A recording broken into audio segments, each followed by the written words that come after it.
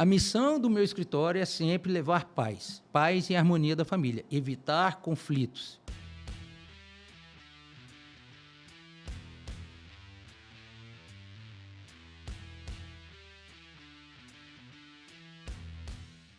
Olá, seja bem-vindo ao meu canal. Meu nome é Thiago Barbosa, sou advogado, especialista em direito previdenciário, direito do idoso, direito de família. Hoje a gente vai dar início a mais um novo tópico. Estou aqui com o meu mentor Daniel mais uma vez. Obrigado pela presença. Gratidão. Prazer estar aqui com você e aprender, né? Estou aprendendo bastante conversando contigo, preparando esses roteiros, né? Sim. E eu queria saber qual é o assunto de hoje. Vamos falar hoje sobre doença grave, né? Como é que é feita a gestão patrimonial, né? Que hoje em dia a gente vê que a saúde é uma das principais preocupações, né, que o ser humano tem. Sim. E muitas vezes ele não esquece que isso vem acompanhado com o gerenciamento do próprio patrimônio, né? Quando a pessoa está com a sua locomoção, com a sua sanidade prejudicada, como resolver? Como é que seguir? É isso que eu ia perguntar, para a gente classificar a doença grave, né? O que pode ser considerado grave nesse caso? Uma pessoa que está sofrendo, por exemplo, um câncer, que é uma doença terrível, que devasta as pessoas, mas ela tem condição de gerir o patrimônio. O que seria gerir esse patrimônio, né? Nesse caso específico? Quando que ela tem que pensar nisso quando vem uma doença, né? Qual é a ocasião? É com conhecimento de alguma questão que possa prejudicar não só a sua disposição intelectual, como o seu direito, com a sua possibilidade de ir e vir. Então, são duas condições que são diferentes, né? Ótimo. Uma questão é você tá com a consciência, você tá bem, você pode tomar as decisões, isso é uma coisa, né? Que não impede que através até de uma procuração uma pessoa possa ir lá e resolver. Né? Uma outra questão é quando você não tem a sua plena capacidade cognitiva. E aí você precisa que alguém decida por você. Então, são duas situações diferentes que merecem cuidados. O ir e vir entra aqui também. Entra. É o ir e vir e quando Mas o atinge ir a e vir, consciência. exatamente. O ir e vir é quando você está impossibilitado de ir, por exemplo, num cartório. Porque Sim. você quebrou as pernas, está acamado, vamos colocar assim. Sofreu alguma enfermidade que você não possa ir lá. Então, você, para tomar alguns atos da vida civil, você pode nomear uma pessoa para que assim o faça. Mas você está discernindo. A pessoa que você vai nomear com poderes, seja através de uma procuração ou de alguma outra forma, para poder resolver um problema de locomoção sua, ela não tem poder de decisão, ela vai seguir à risca aquilo que você falou ali. O que eu acho interessante no seu trabalho e também nesse trabalho que você está fazendo no digital é que esses são assuntos importantes, mas que a gente negligencia e nunca fala sobre isso em vida. Perfeito. Né? Olha isso, pensar... Não, se eu estou com o meu ir e vir prejudicado, se eu estou vendo que a minha consciência vai ser atingida, eu tenho que pensar em quem vai gerir o meu patrimônio, quem vai fazer a gestão patrimonial. Para quê? Para que, numa eventual morte, não vire uma briga e o patrimônio suma, né? E mais do que isso, normalmente, a quem é a pessoa mais próxima, a quem vai, né? Ou é a esposa, ou é um filho, ou é o próprio marido. Normalmente, na família, e a legislação própria, ela determina ali quem seria a pessoa. Mas mais do que isso, o gerenciamento, se forem questões como, por exemplo, dentro de uma empresa, tudo bem que deve estar lá num acordo de cotiça ou alguma coisa dentro do próprio contrato social de uma empresa, lá quem vai tomar as decisões. Mas quando isso não é previsto? Sim. Como é que eu vou, num momento que está tendo uma alienação de um bem, né? Está em processo ali de venda, eu me sinto impedido, quem é que vai tomar a frente? Aí os outros ficam sabendo, que nem sabia, então... A gente tem que estar atento a tudo.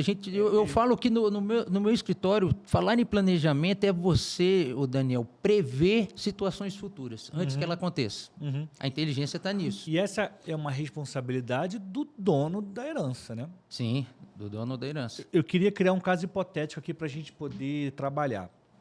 Imagina que você tem um pai, 4 irmãos, 4 filhos, né, desse pai, a mãe é viva ainda, pode ser 4 filhos ou filhas, tanto faz. Sim. E esse pai, ele percebe que ele adoeceu e, sei lá, talvez ele vai ter uma daquelas doenças que vai o incapacitar ao longo da vida.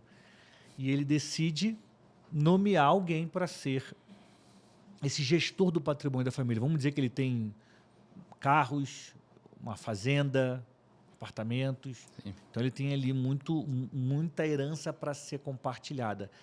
Esse gestor do patrimônio necessariamente precisa ser alguém da família? Não, não necessariamente. Ele tem a liberalidade de fazer o que bem quiser com o patrimônio dele. Uma das primeiras coisas que a gente sempre tem que colocar na mente do nosso cliente é: você toma decisões, é empoderar ele de todo o acervo patrimonial. Muitas vezes a gente só pensa em filho, porque é de uma decisão confortável, é o que a lei determina ali e tudo mais. Mas, às vezes, o filho não é a pessoa mais capaz. Ele pode colocar o próprio caseiro, se ele confiar, com prestação de conta. O filho tem que supervisionar, muitas vezes. É sempre bom ter alguém da família que vai supervisionar o trabalho de alguém que vai estar à frente dessa gestão. E quem está à frente, necessariamente, vai ter que prestar conta, seja quem for. Entendeu? Então, a caso como... Se for o caso da questão mental, precisa de ser uma interdição, aí tem um processo Sim. judicial com laudo médico, enfim, que o Ministério Público acompanha, mas situações que não chegam a esse ponto, você tem que colocar, primeiro, uma pessoa de confiança, não só na confiança da questão de ser um filho, alguém da família que eu conheço há muito tempo, mas a confiança é profissional. Então, tudo vai depender, se for uma questão que envolva uma venda de carro, como é que eu vou pedir um filho meu que nunca vendeu para fazer isso, ou se ele é menor? Então, é mais fácil eu pegar algum amigo, alguém que tem uma loja que venda carro. Então, tudo vai depender da necessidade. Tá? Muito bom. Então, pode ser alguém de fora, pode ser um membro da família. Agora, quando é alguém Desde de que fora... tenha as competências. O que Claro. eu falo, a questão, a preocupação maior é ter competência para perguntar, gerir. como escolher esse gestor? Qual o conselho que você dá para esse pai, para essa mãe, que está prevendo que precisa ter um gestor de patrimônio? Quais as competências essa pessoa tem que ter? Porque não existe esse cargo ainda hoje, né? Não. Não existe essa profissão. Não existe. Isso é uma questão que o nosso escritório é muito atento. Por exemplo, no nosso escritório nós trabalhamos com profissionais que por exemplo, que possam administrar venda de imóvel. Por exemplo, eu tenho corretores aqui que atuam em conjunto com a gente. Você está entendendo? Então, muitas vezes, você precisa ter alguém da sua confiança que tenha preocupação de resolver o problema pensando em duas hipóteses. Primeiro, que o patrimônio ele seja preservado, em primeiro ponto, e a competência profissional. São dois critérios, a competência profissional e a competência e a confiança, o grau de fidúcia que você tem nela. Então, assim, eu não tenho um caso, uma receita de bolo. Né? Então, o que tem que ter é um diálogo aberto, né? Com as pessoas ali próximas, envolvidas, para que sempre tenha em mente a preservação da vontade da pessoa que está necessitando de algum auxílio, seja porque está em possibilidade de tomar decisão, seja porque ele não pode se locomover. Mas quais são as competências, assim, o que esse gestor pode fazer? Ele pode escolher uma administradora para alugar um imóvel, ele pode escolher alguém para vender, ele pode vender. O que ele pode fazer? Para quem está nos assistindo, entender também, né, compreender o papel desse profissional, dessa pessoa. Na verdade, assim, ele tem um papel amplo, né, de acordo com as suas competências, mas ele precisa ter autorização para tanto. A grande questão ao escolher uma pessoa, eu vou passar poderes para ele tomar que tipo de atitude, qual tipo de decisão. Se for específica, por um caso, uma fazenda, né, que precisa alguém acompanhar lá, né? Já tem um caseiro. Se já tiver um caseiro lá, o caseiro vai continuar, vai precisar fazer os pagamentos ali da fazenda, Sim. administrar. Então, você vai precisar falar com o contador, porque ele já tem alguma pessoa. O grande lance é seguir a forma como eles vêm administrando. Você vai manter, a pessoa só vai acompanhar o que a pessoa que está cometida de alguma enfermidade, alguma incapacidade, já o faz. Porque ele não faz muitas vezes as coisas sozinhas. Ele já tem os profissionais dele que conduzem todo o negócio, né? No caso de uma fazenda, como você mencionou, tem lá a pessoa que cuida do gado, que vende. Então, tem um diálogo de supervisionar que está sendo feito os pagamentos e que ele está cuidando de forma correta. Então, é o papel que envolve mais, nesse caso específico, a confiança, né? Para ter um acompanhamento. Vou criar aqui um caso hipotético, né? Sim. O dono da herança, ele tem muitas fazendas, ele tem apartamentos e ele começa a entender que a consciência dele está sendo comprometida, que em algum momento alguma doença vai travá-lo. Está no início de uma demência, no início do Alzheimer, consegue prever isso, começa a sentir a família e ele próprio. E aí você tem um planejamento sucessório que ele pode já pensar em dividir os bens, mas ele pode falar, mas quem... Aí ele olha para os filhos e para as filhas, ninguém tem competência para cuidar do patrimônio, dos imóveis. Ele fala, vou botar um gestor, ainda que seja um dos filhos, vamos botar assim. Sim. Aí, por exemplo, é nomeada essa pessoa. E aí essa pessoa identifica que eles têm um imóvel num bairro, que a violência está se espalhando por lá. Certo. E aí ele pensa, se eu vender agora, eu consigo vender esse imóvel por 500 mil. Talvez daqui a um ano, eu só vou vender por 150, porque o valor vai cair muito, eu vou por 200, que seja. Essa pessoa, sendo nomeada, ela pode fazer isso? Isso. O primeiro requisito é quais foram os poderes que foram passados para ela com a nomeação. Se ele deu uma procuração geral, vamos supor, ele passou a pessoa o poder dela decidir, por conta da sua expertise, seu grau de confiança e tudo mais. Ele tem capacidade de tomar essa decisão. Aí ele vai fazer de acordo com o grau de competência que ele tem. Se ele for escolhido é porque há confiança. Ninguém escolhe alguém que desconfia, entendeu? Essa é a base, né? Essa é a base. Senão vai ser alguém da família, normalmente a esposa ou um filho ali que toma a frente. Porque algumas das decisões, elas não são estratégicas.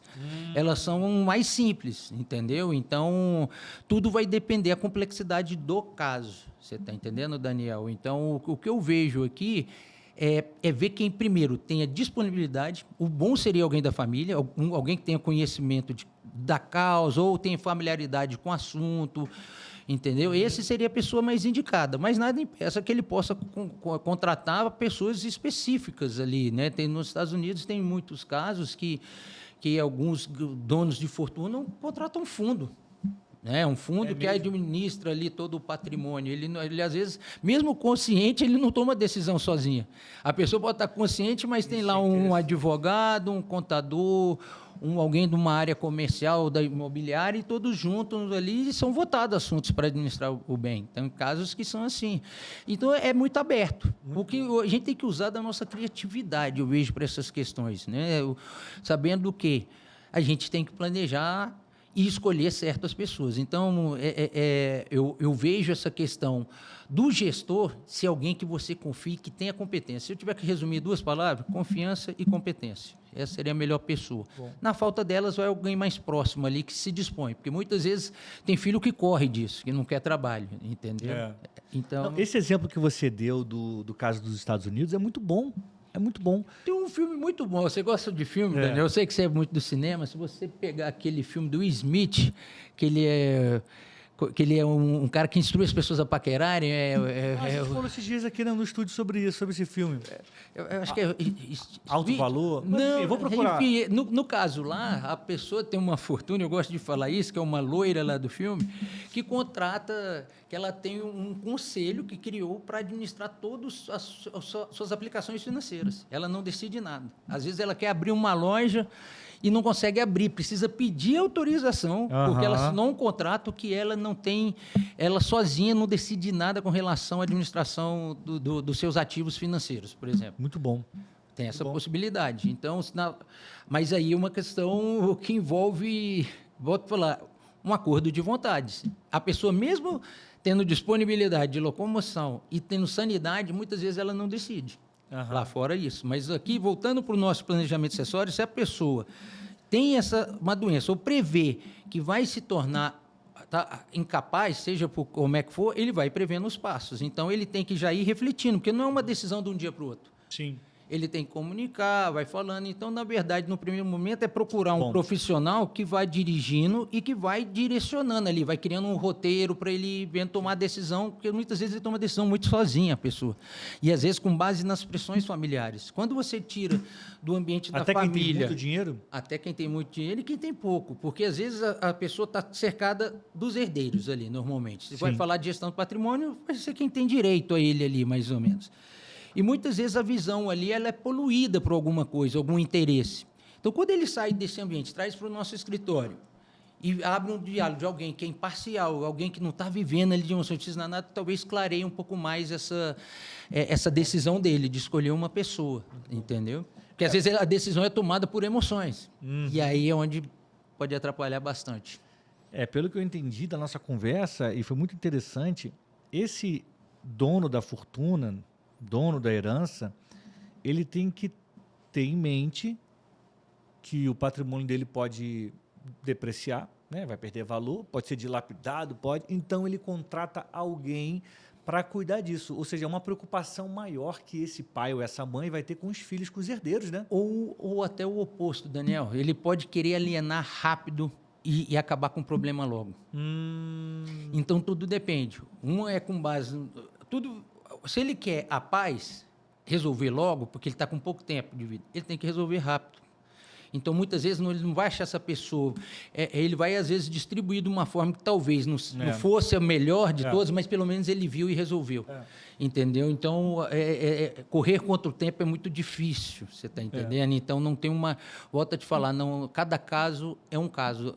O que a gente tem que tentar identificar é qual é a motivação maior, qual é a maior preocupação dele, qual é a sua maior preocupação hoje. E nem sempre a gente tem que tomar as decisões com base no que é financeiramente melhor, porque isso às vezes não dá paz para a família. Se sempre a gente vai voltar de novo para o ponto principal, é a harmonia familiar.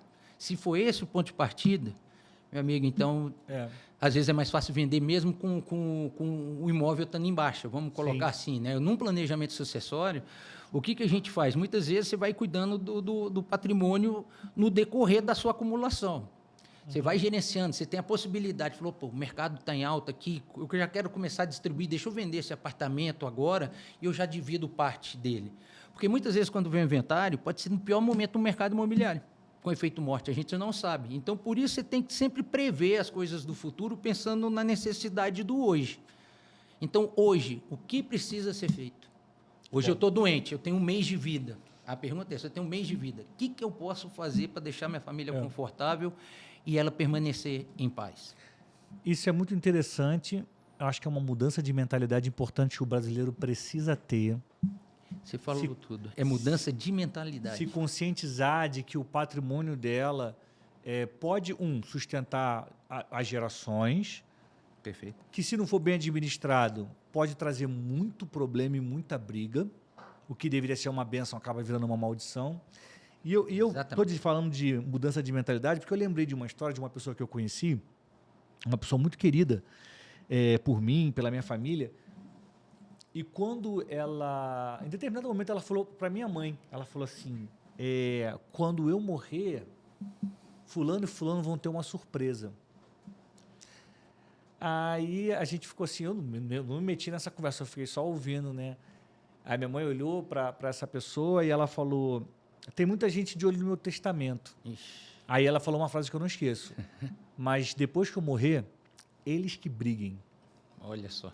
Então ela deixou o problema conscientemente para os outros, né? E de fato, houve uma briga, há uma briga, né? Então, tentar evitar isso é muito bom. O testamento é exatamente isso, é você, após o ambiente morte, falar sua vontade.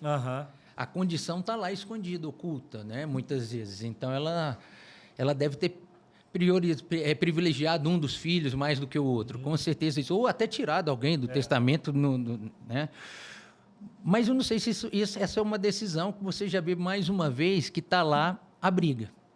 A decisão que ela tomou, você já viu que já foi motivada para o conflito. Por um sentimento ruim. Ela falou, cara, quer saber? Eu tentei, às vezes por ineficácia, porque muitos dos profissionais da área, dos advogados, o Daniel, assim, eu não quero generalizar, mas muitas vezes a pessoa foca no patrimônio e não na pessoa. Eu foco na pessoa. No meu escritório, a gente tenta focar no máximo na questão da harmonia, mais uma vez, da família, do diálogo mantido. Quando o foco é esse, a gente, ao pegar uma situação dessa, a gente tenta ser nomeado. Eu no meu processo de diagnóstico, às vezes, eu tenho que conversar com os filhos pelo pai. A gente tem essa possibilidade. O advogado, nossa atuação de forma extrajudicial, a gente passa a ser um interlocutor, porque muitos pais têm medo de falar com o filho sobre herança. Ele não vai fazer. Já viu que o ambiente ali, quanto uma briga, quando ele começa a falar, já tem 2, 3 dando opinião, falando para como é que tem que ser. Tem que ser. E aí ele já fica assustado. Ele fala, quer saber? Já estou vendo que vai dar muita confusão. Por quê? Porque não teve uma pessoa de fora, um mediador, vamos colocar assim, uma pessoa que mediasse essa negociação. O Roberto fala, é uma negociação. Sim. O planejamento sucessório tem a parte ali de uma decisão, o primeiro passo é a decisão, como eu faço, seja para escolher o gestor, seja para ver quem é a pessoa com confiança. Primeiro é a decisão, eu quero fazer alguma coisa, ou eu preciso. No caso da enfermidade, a pessoa ele precisou, então, peraí. Por isso eu puxo a pergunta que eu volto a falar sempre, se eu morrer amanhã, porque quando eu trago a realidade, que isso pode acontecer, ele passa a pensar nisso hoje, a mudança da mentalidade, que você tanto falou aqui. Então, a mudança de mentalidade, seja para nomear gestores, porque quando você pensa nisso, abre um leque de possibilidades, que você ainda não vislumbrou, entendeu? Então, a gente tem que estar atento à questão de qual é a real intenção do autor da herança. É distribuir rápido, é porque tem pouco tempo, é preservar a família, ou às vezes ele falou, quer saber? Eu vou deixar isso no testamento, eu estou vendo que vai tirar minha paz tentar resolver esse problema em vida. Então, a maioria das pessoas fogem desse ambiente agora, porque viu que o conflito já se empeirou lá, porque se tiver tudo harmônico, não tem por que testar.